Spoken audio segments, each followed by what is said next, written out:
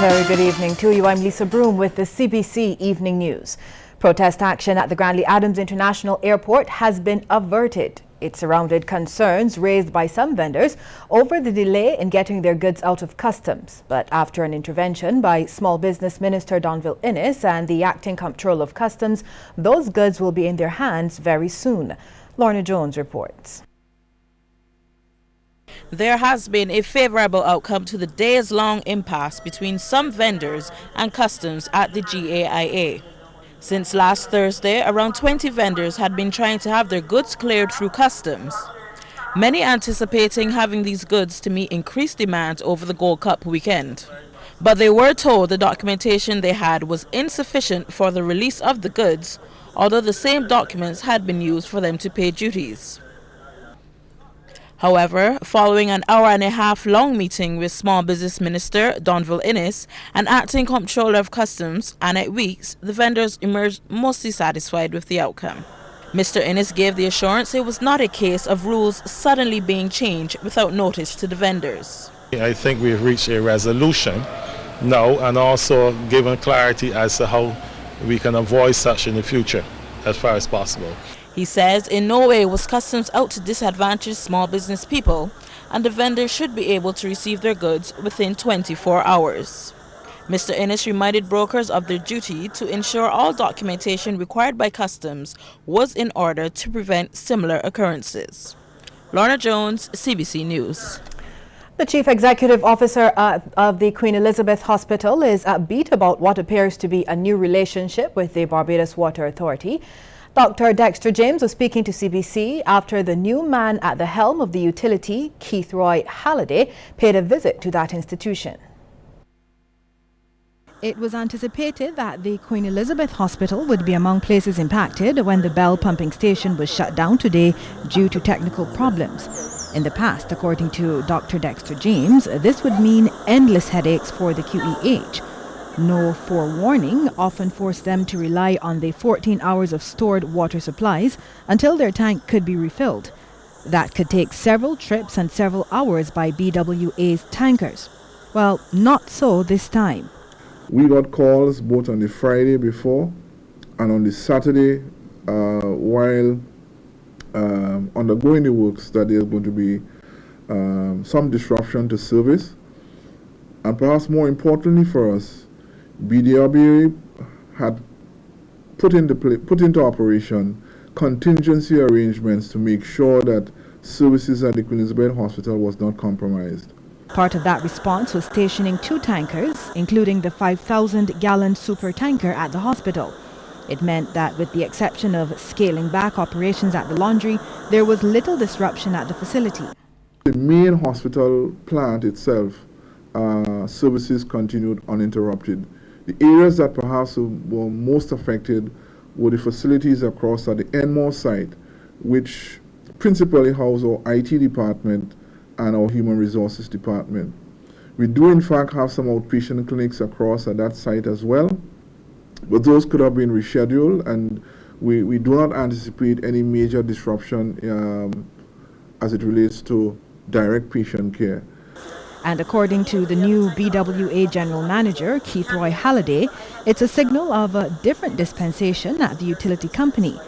One of the priority areas is ensuring the essential services are taken care of and much more effective communications.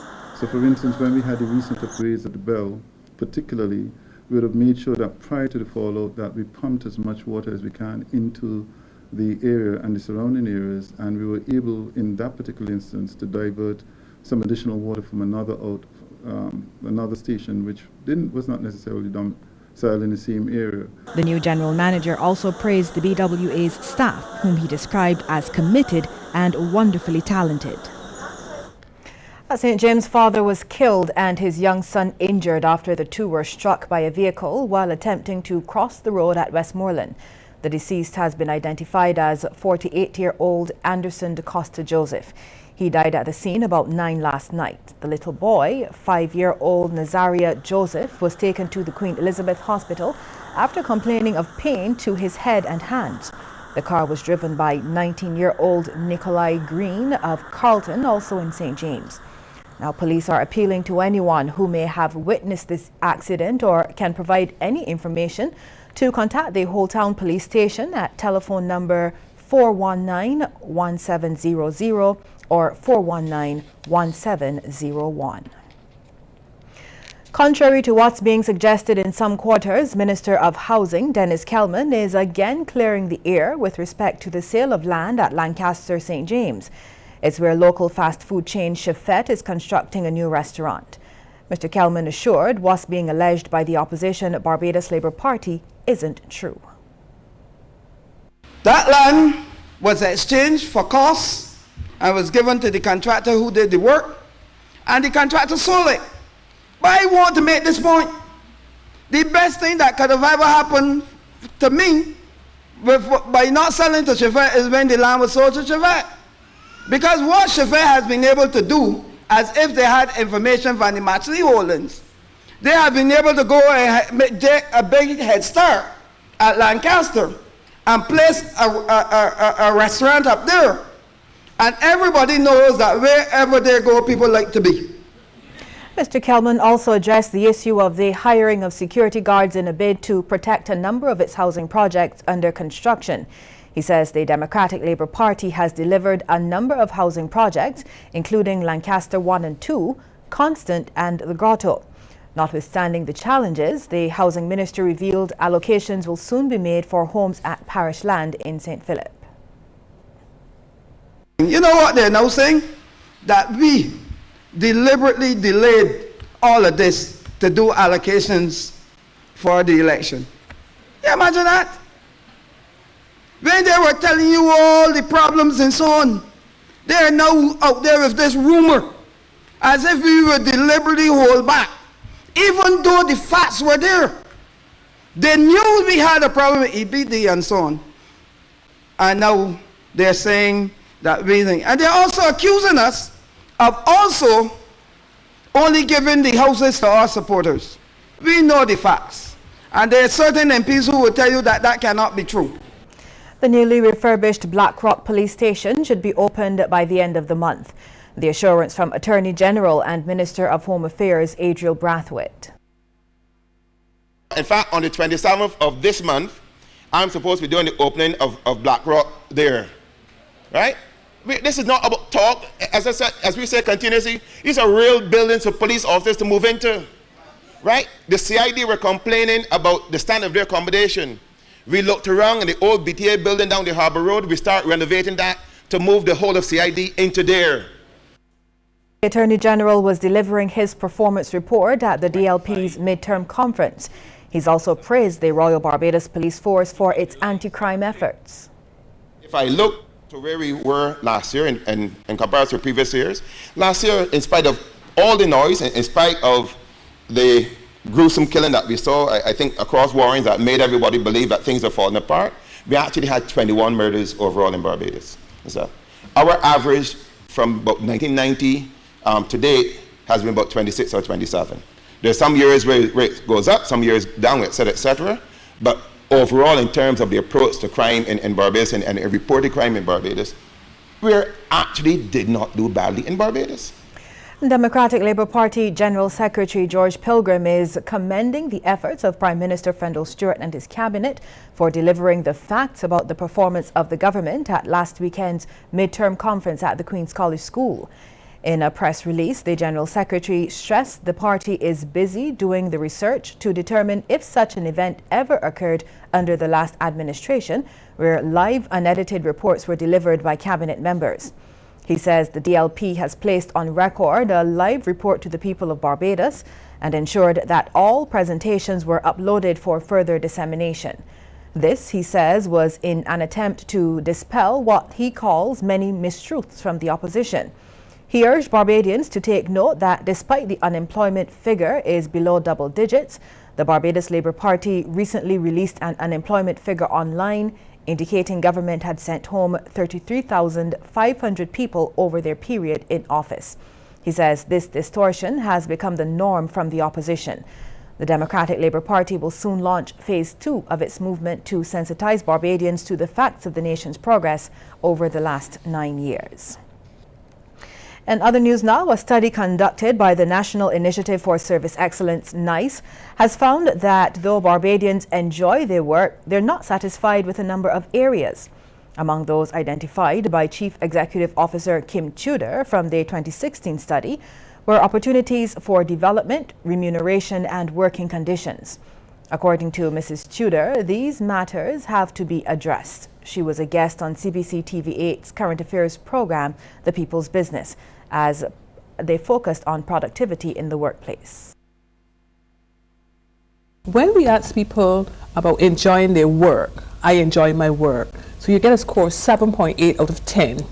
My work is meaningful, 8.2 out of 10. Now when it comes to I'm satisfied with my working conditions, 5.8 out of 10. I'm satisfied with my remuneration, 4.8. And to what Brittany said, I'm satisfied with the opportunities for development at my organization, 5.9. Labor Management Advisor at the Barbados Employers Confederation, Brittany Brathwaite, suggests businesses need to assess what employees want. Are you creating an environment where your employees are driven to be productive? So are your employees driven by, skill advancement, and you're not creating that environment? They're still siloed very much to just what they do every day, and it's overly monotonous. Are you even looking at those factors in your working environment? And we are trying to get our constituent members to work towards that type of strategic thinking, managing your talent over a lengthy period, all of those type of constructs to ensure that productivity is not just, and looking at your current productivity challenges is not the way that you look at it. Well, coming up, we'll tell you about a major problem the disabled are grappling with.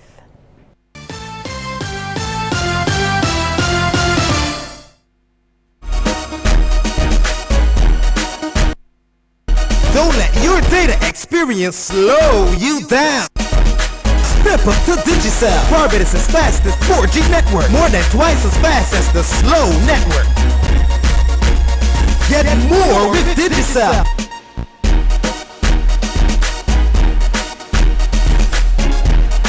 Digicel, the fastest 4G network in Barbados. Dial *153 to sign up to Digicel today. Need affordable motor insurance? Get up to 30% off plus additional discounts for new and used vehicles. Call 436-6200 or log on to beacon.co.tt. Where you need us, when you need us. A lot of people think that fast bikes are cool, and the girls show like the guys who ride them. But like so many things about life, you gotta be careful. Having sex without a condom is like riding a bike without a helmet. It's just plain dumb. It's okay to have fun as long as you're smart about it. My name is Daniel the Lion Fortress, and I'm different, and I'm making a difference. Live up. Love, protect, respect.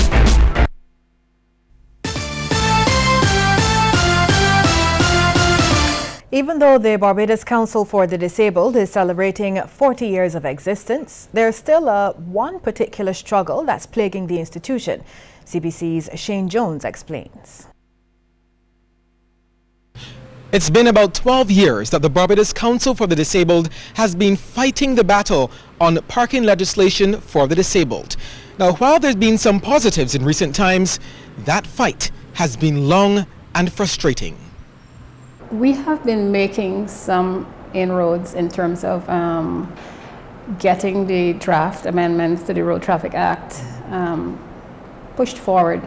But that push forward is very, very, very minimum. And it's not enough. It does not signify to us, persons with disabilities, that you are taking our needs seriously. Last year, the council presented government with 12,500 signatures supporting legislation for parking for the disabled. And government has said it will be included in part of an overall amendment to the Road Traffic Act. In the meantime, the council continues to issue parking IDs for persons with disabilities, provided that you have a doctor's certificate recommending that you do have a need for parking ID. Well, this sign says, "Be kind and respect the sign." And that's all the council can really hope for since there's no legislation. If you're not disabled and you park in a spot designated for the disabled, there's not much that the authorities can do. So really, it's up to you and your conscience. You are going into a park and you happen to have this disability and you can get in. Consider how you would feel if you have to now go and park all the way down to the end and try to get all the way into a building. And the obstacles you encounter, the danger in maneuvering through a car park, you know, is incomprehensible sometimes to a person with a disability. So the next time you see this sign, make sure you do the right thing. Shane Jones, CBC News. Well, scores of Barbadians lose limbs each year because of diabetes. It's an unwanted trend local authorities are hoping to address with the use of new equipment donated by the Maria Holder Memorial Trust. Kent Jerson tells us more. Diabetes is one of the most prevalent non-communicable diseases in Barbados. It threatens limbs and life. But now through a donation, polyclinics across the island are in a much better position to detect diabetes and manage patients with the condition. The equipment is called a vascular Doppler scanner, and 11 of them were presented to Health Minister John Boyce and health practitioners representing polyclinics from across the island. These devices measure the amount of blood flow through arteries and veins, as was demonstrated on the Health Minister. That information could be critical for health practitioners treating diabetics and helping to reduce the unacceptably high number of annual diabetes-related amputations. Some people get upset when you say this, but I think it is widely known in Barbados that there are about 200 amputations annually, with no significant reduction over the past several years. And that's of concern to us. Expressing his gratitude, Minister Boyce said the equipment and other measures being taken by the ministry are expected to significantly benefit diabetics.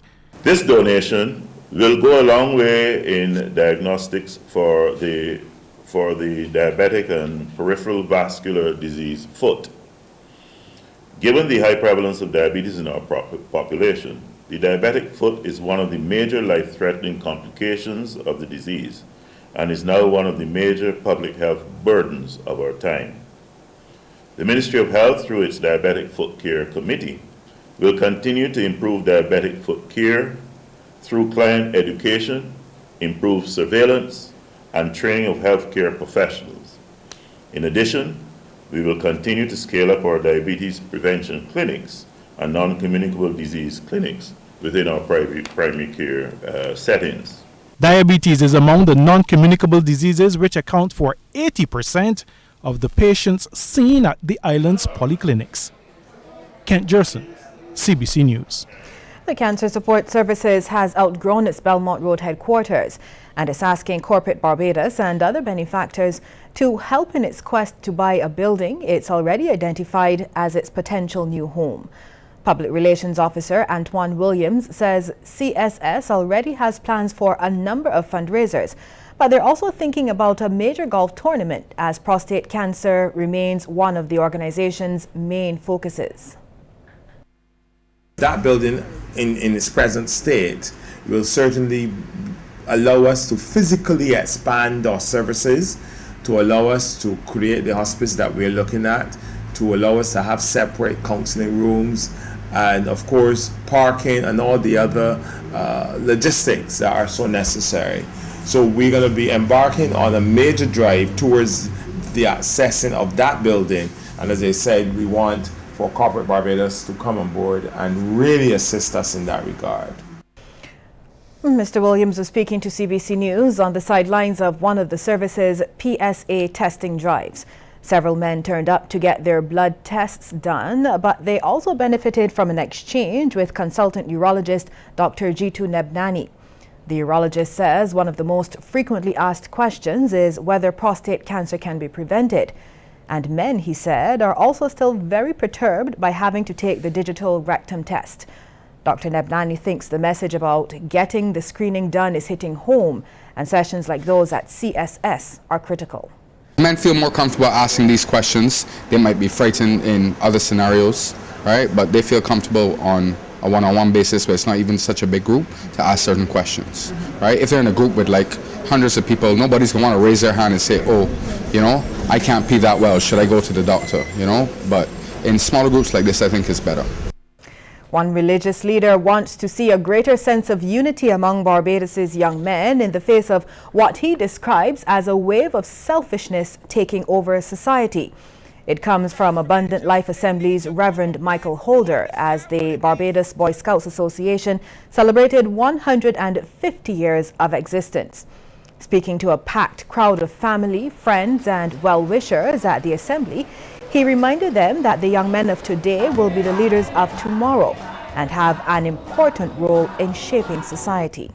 Yeah, I said the S word. Selfishness. Because selfishness has now become a popular thing in society where we're all about me. All about what I can get, all about what I can achieve, and nobody else. But you have been trained as scouts to understand that the primary thing in your call is to help and respect others, to look out for others, to care for others. And for this society to see a transformation, it needs a group of men who understand what it means to look out for one another. Sea Scout Zachary Hoyt is being celebrated as the top scout in Barbados, routing almost 8 scouts who were being considered for the award. In addition, a number of scouts were honored for awards like Troop of the Year and the Barbados Venture Award. Included was long-standing Scout and Chief Justice Sir Marston Gibson, who received the National Scout Silver Coconut Award for his dedication to scouting in Barbados. Reverend Holford lauded the association for producing local heroes and encouraged them to continue their good work. There will be a peaceful harvest of right living. Who wants to see right living in Barbados? We've seen enough of the wrong living. We've seen enough of the evil living. We've seen enough of the indiscipline in Barbados. We need discipline to return to our society, and you can do it from today. Still to come, we'll look at some of the stories making headlines across the region.